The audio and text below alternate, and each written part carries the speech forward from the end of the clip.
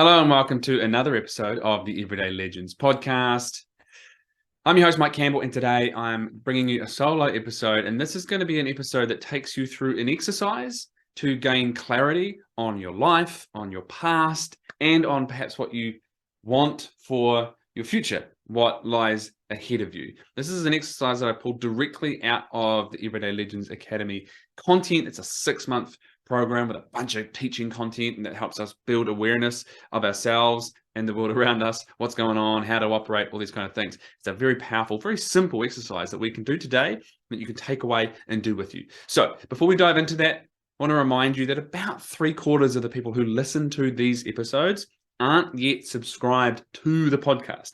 That could be you. So if that's you, then my ask is pause this for a brief moment, go and hit the subscribe button, and then you get notifications as soon as episodes come out on the regular. But it also really, really helps me get this in front of more people. And that is one of the biggest things that you can do, because I don't put money or ads into these episodes and this podcast. And so one of the simplest ways for it to grow is for it getting in front of more eyeballs with things like you guys subscribing, you guys leaving reviews, and then also this really simple one, passing this episode onto one man that you think could benefit from it, that you think could enjoy this. If everyone passes it on to one person, that's how we can grow this, and how I don't have to have advertising or anything like that.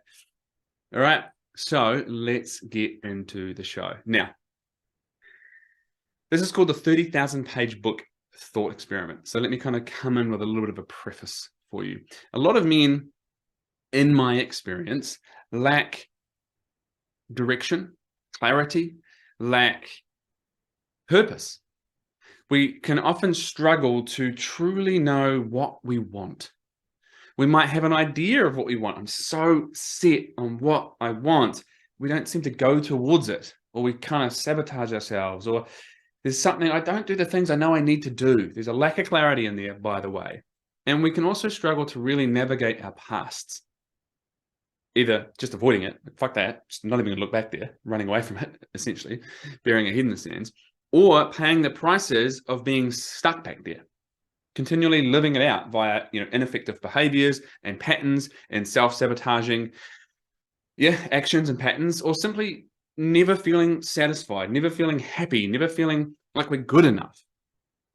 And this stuff has many roots that must be explored if we are to thrive, or maybe not even thrive, if we are to actually create a sense of satisfaction and fulfillment and meaning in our lives, if we are actually to ever be in acceptance of ourselves, if we are to ever feel like we are enough, feel like life is working for us, feel like we know, like there's a knowing, there's a confidence, like I'm on the path and making the decisions for me.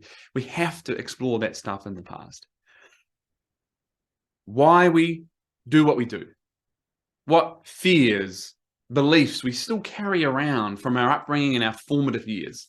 If we don't address that stuff, we are blind heading into the future. That's a big part of the work that we do inside ELA, by the way. And we also have to know what we want, truly what we want, and why we want that. Because if we don't, we will chase our tails. We will chase action, meaningless action, unproductive action, busyness action. We will chase ideas of success, a societal idea, someone else's idea, maybe our parents' idea of success. If we don't understand what our values are, then we will adopt the values of those around us, our parents, our family systems, our culture, society. And we will never truly understand what is valuable to us, what we value, what is success to us, and we will never be able to actually have a meaningful life or any semblance of I am on a path that is for me. So this exercise, as I said, taken directly from my coaching program, is going to help with that. And I'm going to talk you through it, and I'm going to give you some questions that you can go through, and I suggest that you write them down. But know that this is also a beautiful example of something that can hit you right between the eyeballs, like holy shit, to bring some clarity, to bring some perspective. And it's also one of those things where it's a piece of strategy, but strategy alone is never enough. One of the things that most men will be challenged by, will struggle with when it comes to anything, but even an exercise like this, is taking it, what I'm about to talk about, and then doing it and then putting it into action. And so before we dive into it, I want you to think about that for a moment with yourself.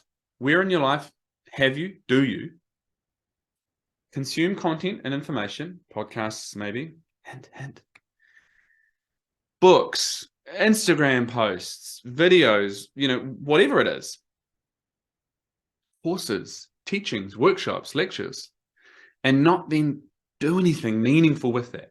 Put it into action. There's this idea that everyone wants transformation, no one wants change. No one wants to change. No one wants to put themselves to their edge, to where it feels uncomfortable, and put the work in. Because that means I have to change. I have to let go of some things, and I have to step into some new things that I don't currently have access to, competency in, etc., capability in. That's stretch.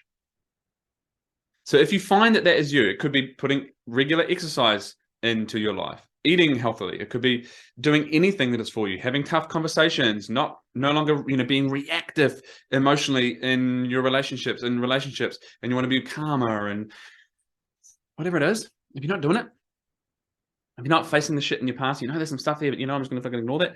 I read about it. I follow that person online. It's really good stuff, and intellectually some of that stuff makes sense, but I don't go and implement it. One, what the fuck are you doing? You need to. Two, you probably need some support in that.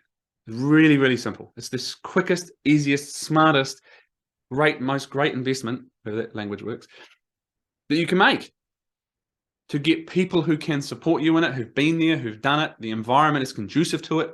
You can be supported. You can be encouraged. You can be championed. You can be challenged. You can be held accountable. You can be kept honest when your shit and your limitations and your justification pop up. So I want you to keep that in mind for anything, but especially when it comes to this as well. This is from my program, so if it resonates, it might be an idea to put your hand up and say, I love that, and man, there must be so much more across 6 months, which there is. How do we explore it? So here's what we're going to do, the exercise. The first part is this. I'm making some broad strokes here. I can't remember where I got this first thing from, but it goes like this. In most of Western culture, at least, what we can say as a current rough life expectancy is about 80, 81, 82 years. Now, if you equate that to days, it ends up around about 30,000 days. 30,000 days. It will differ, of course, based on the location, the time, the health histories, all that kind of stuff. But for really simple ease of an exercise, we're just going to go, the life expectancy is 30,000 days. Nice, simple round number. It's thereabouts. Now, of course, life expectancy is an interesting topic. You can't expect that. It's an average, essentially. Nothing is guaranteed. But for the sake of this exercise, we're going to explore that. You've got 30,000 days in your life up your sleeve. So the first thing that you're going to do is you're going to work out how many days you have been alive. And this is how we often talk about age, how old I am, how many years I have been around. So we're going to flip that a little bit today. And you are going to work out how many days you have been alive. Years times 365. How many months this year since your birthday, work that out in days, add it together, boom. So let's say you're smack bang in the middle. I'm pretty close to that. So I'm going to be around about 15,000, which is easy for me just to do for the case of this example. So I've been 15,000 alive. I got 15,000 left. That's the first number that I want you to write down. How many days have I got left? And you might already feel, oof, that's an interesting way of looking at my life. How many days I've got left? Holy shit. So that's what I want you to do first of all. What comes up for you with that example? Fears, hesitations, scarcity, worry, concern, like awesome, that's cool. What comes up first of all with that number on how many days you have left? Write that shit down. Notice it. Pay attention to it. Potentially reflect on that for the next week or so. 10, 15 minutes a day. Sit and contemplate. Journal on it. And the rest of the questions are going to help you with that as well. So that's our first question. How many days you have left? Now, of course, it could be fewer and it could be more, but that's a rough estimate based on averages.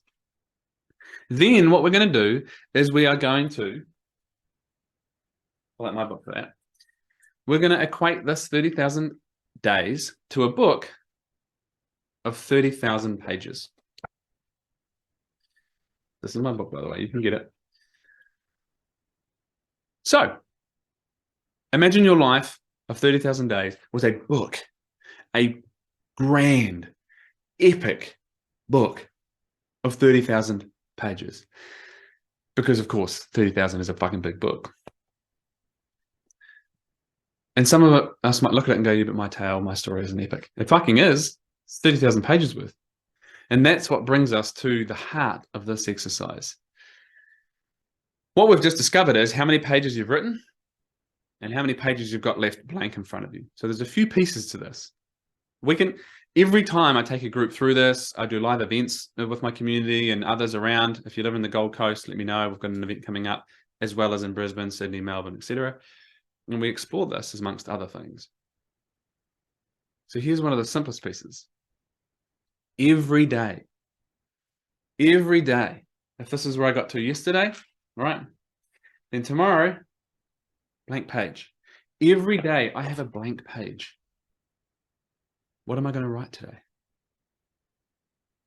Now, one of the simple things I love about this exercise is its simplicity and beauty in bringing perspective.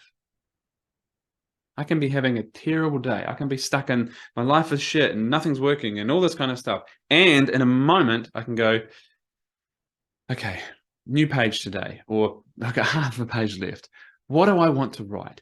Instantly, it is bringing a bit of perspective and inviting me to zoom out a bit. 2, it is empowering me to take charge of the narrative. Because whilst there might be shit external, outside of me happening that isn't going so great, I'm still in charge of the fucking story.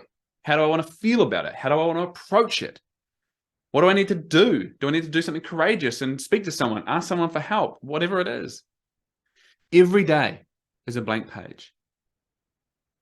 Now, in that comes this other idea that we have in life and world, which I think is reasonably pervasive and pretty shit. And that is this idea of like, live every day as if it's your last.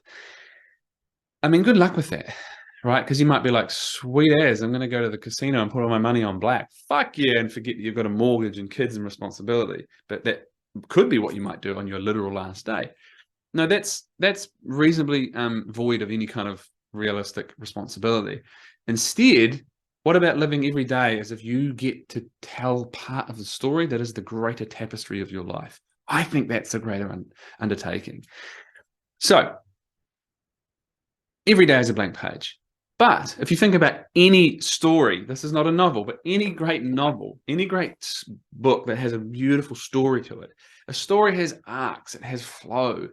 It certainly has pieces where it's full on and intense and deep, and then other pieces where it's simple and details and it's character development and it's painting a little picture and it's talking about the color of the leaves and the reaction in the person. And not every page is the page. Certain pages are part of the big tapestry. And so if I put an expectation on one day, one page, that it has to be the page and then the page, right, as if it were my last, it's going to be a really disjointed story. It's going to be hectic and ungrounded and unrealistic. So the idea is not to have every day, every blank page as the story, but a crucial part of the broader story. And you can see instantly that grounds me in purpose. There is purpose to my day right now because it is part of the story. It is part of the greater tapestry of my life story when I zoom out. Then we can start to think more broadly. So today, a blank page. What do I want to write? And then I can look at the pages in front of me, 15,000 or whatever yours is, and go, what do I want to write in that story? And the rest of the story and the pages that I have left. What kind of story do I want to write? What kind of story do I want to tell? And so what we're inviting ourselves into here is looking at what lies ahead of me. What do I want to experience? What do I want to live? Right? What kind of a story do I want to create and tell? And then to get really practical on it, What does that require of me? Do I want to tell a story of someone who, put his heart and soul into things that were meaningful to him and created a family, and it was an alive, enriched, vivacious, connected family that had experiences and adventure and told each other they loved them, and cool. What does that require of me today? What does it require of me tomorrow? What does it require of me of the next collection of pages, perhaps a chapter? And then when you start thinking about what story you want to write, whose story is that? Whose story comes to mind? And you might think, what? Mine? What do you mean? Maybe. A lot of us are so dead fucking set on writing a story that has been handed down to us. Here, Michael, is the story of what your life should be. This is the story to create and live. And here's a really simple, cliched version. Go to school, have fun, have some experiences, put yourself into things that you're good at or that challenge you, or that you enjoy, sport and activities and things like that. Get an education, get a job, earn money, progress along the way, earn more money, find a partner, find a home, work hard, have a family, save some money, retire, enjoy a bit of your life at the end, and some variation on that. Now, I'm not saying throw that out with the bathwater, but consider it, and whatever the story is that you might have been handed down, here's the story of your life. Fuck that off and start from scratch. What story do you want to write? Have you been thinking of the story, or even just in that example there, what story do you want to write? Has it been a story so that others will think it's a good story, right? If you're someone who's quite preoccupied with what other people think of you, terrified of judgment, terrified of other people's opinions, quite focused on the validation and approval from others, then it's a good kind of guess. It's easy enough to guess that perhaps the story that we're starting to think of, or even we're already trying to build, is a story that others will think is a good story or view as a great story. The idea here is to tune into the story that you want to live, despite how other people might view it. Because whilst we write a book for others to read it, the most important book that you ever read is the one that you write. And this is your life. And so what matters here is, what story do you want to write? What story do you want to live? Because the story that you want to live, that you go and live, is the story that people want to read. But not everyone, of course, for those of us still hung up on wanting everyone to like us. Your story cannot be, I want to build our stories so other people want to read it. The ownership has to be mine. Otherwise, I'm disempowering myself. Everything's for how others might view it. What story do you want to write because you want to live that despite how other people might view it or want to read it? Very important part of that process. Then you can start thinking about, okay, so now already what internal stories in your head right now have come up in the way of that story being told?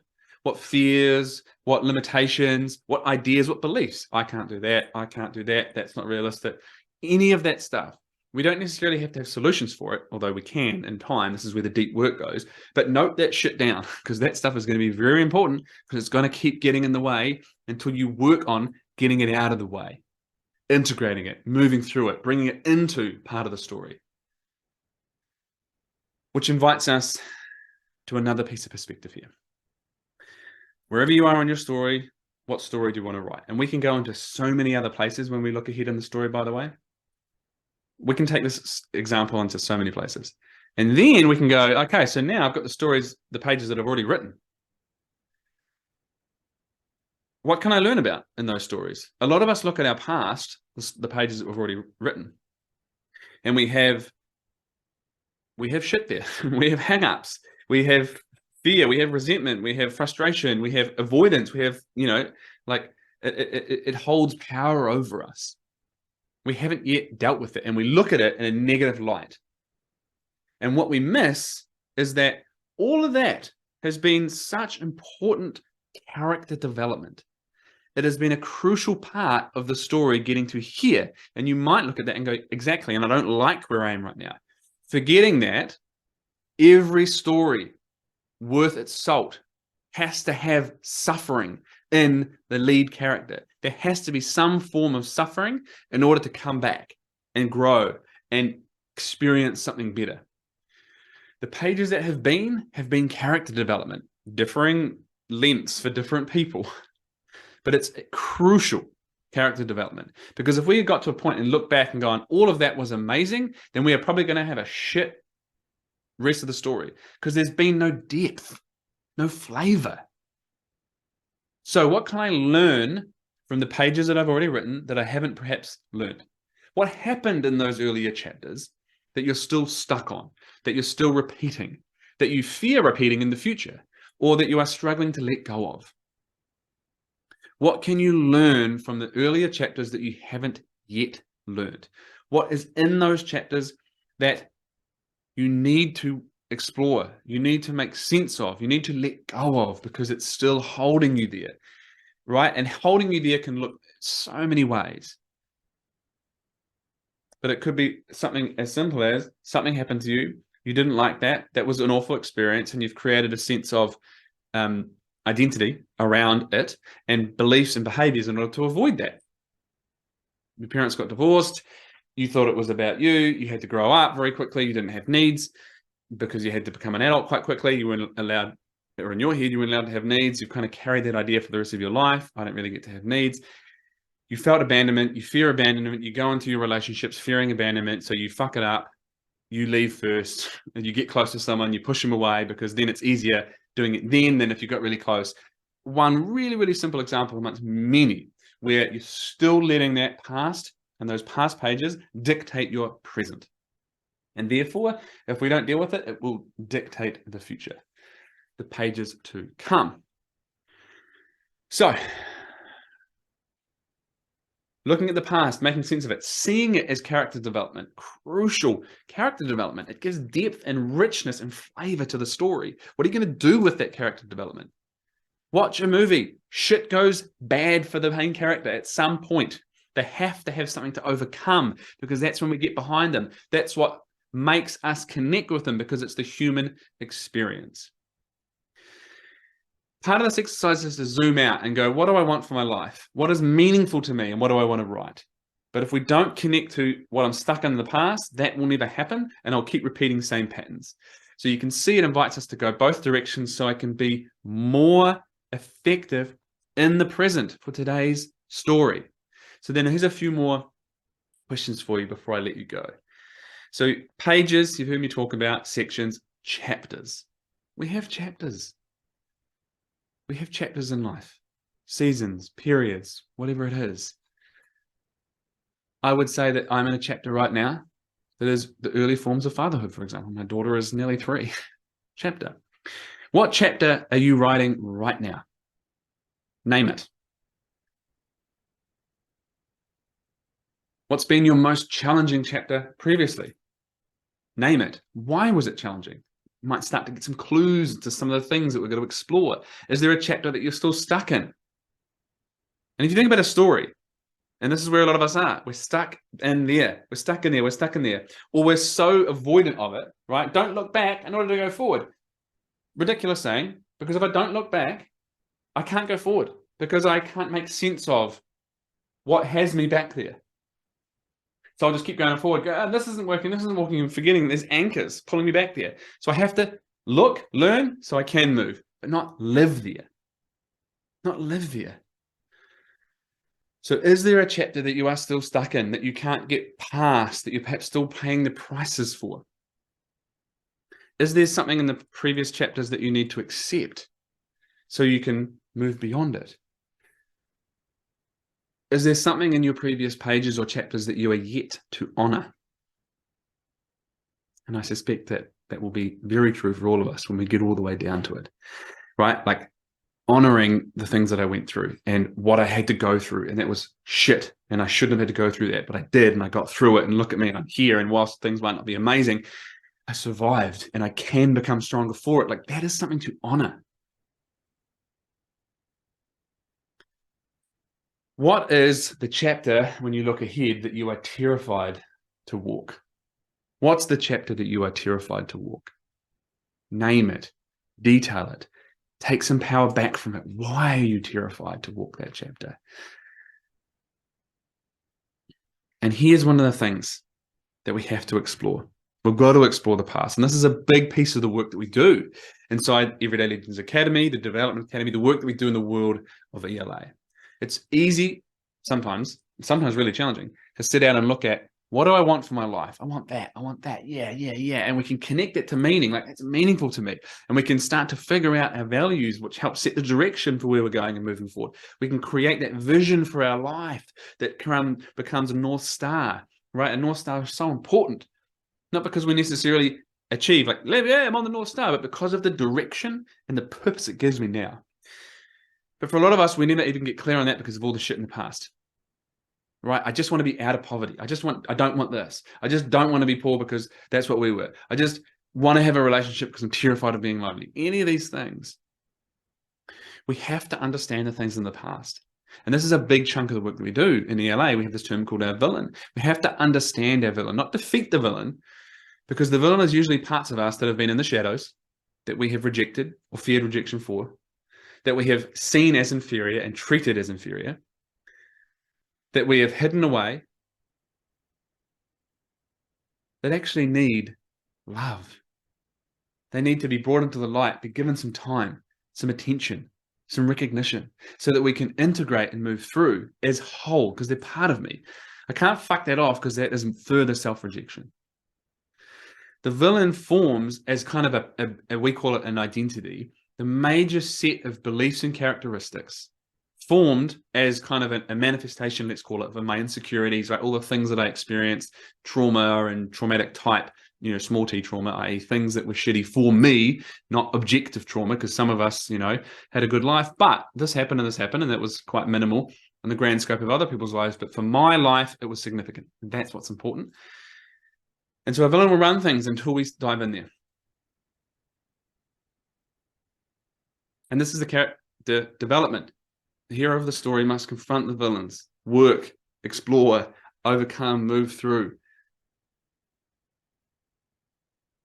And we also have to truly make sense of, what are your values? Like, what do you value beyond just a simple value exercise? Because often what we'll look at when we look at what someone values is, what have you been valuing? Where do you spend your time, energy, and money? That's a pretty simple way to look at what you have been valuing.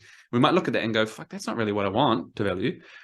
So we're going to make sense of that. Why? Because we'll see that a lot of our current values have been villain-led or societal or family-led, right? I'm working all the time because I've been valuing financial security because I'm so insecure that I think more money will make me feel more secure. It won't. That doesn't mean don't value financial security, but it means understand, what does that provide for me? And we might get deeper and we might find things like freedom, adventure, and these other things. That's what's meaningful. That's what helps us really set the direction on where we're going with the story and ground it in meaning. I think of values like the compass. An epic journey needs a compass, but you don't just take it out at the start, put it away, and off you go. You get, because the journey's not linear. It's all over the shop, right? And there's challenges and all this stuff. Watch the hero's journey, explore it. You'll see this. There's challenges and all these things, and you see this in movies and great storytelling. That's why we love them, because we resonate. We've got to get the compass out regularly. So we have to dig into and understand all these pieces so that we can make sense of what's been, pull with us what works for us and what we need, and let go of what we don't need to still be attached to, so that we can truly know where we want to go and why and what's meaningful to us, so that we can be most effective in the present, so that today's page gets to be part of the tapestry. Not every page has to be the page, but they are part of the story. So my invitation to you is to sit down and take yourself through this exercise and some of those questions that I've shared. Share with me what's coming up with you. For you, share with me your number, how many pages you've got left, what kind of story that you want to write, what are the shit that you need to learn from. Like, share these pieces with someone. And if you want deeper exploration into this exercise, into you, and into all the pieces that is the character, the main character at the heart of this story, then reach out to me and we can explore this in some form. Everyday Legends Academy, Development Academy, this is the work that we do, and so much more. This is one simple little yet powerful piece amongst 6 months. I trust that you'll gain some benefit and some enjoyment from this. As I said at the top, pass this on to someone that you think might get great benefit from it. And it's a really powerful exercise to do with at least one other person, because the dialogue and the back and forth, you can learn so much. That's our show. Take a second, subscribe. Please leave me a review or a rating if you listen on Spotify. Until next time.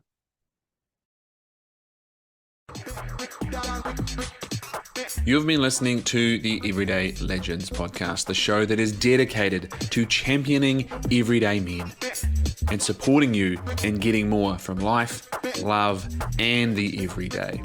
If this podcast has benefited you, if you enjoyed this, then my request, my invitation is to share this with a man that you think will also benefit from this and enjoy this. Remember, please, wherever you find your podcast, to like us, subscribe to us, click download first, leave us a review. All those things both make sure you get all the updates when they come in, and it supports us in getting this podcast in front of more everyday men that could use it. Until next time, I've been Mike Campbell. Remember to build that legendary integrity. And remember, everyday men, we thrive when we are championed, when we are supported, when we are appreciated and recognized for who we choose to be in the world. Here is my invitation to both show up and be that everyday legend, and to continue to champion the everyday men in your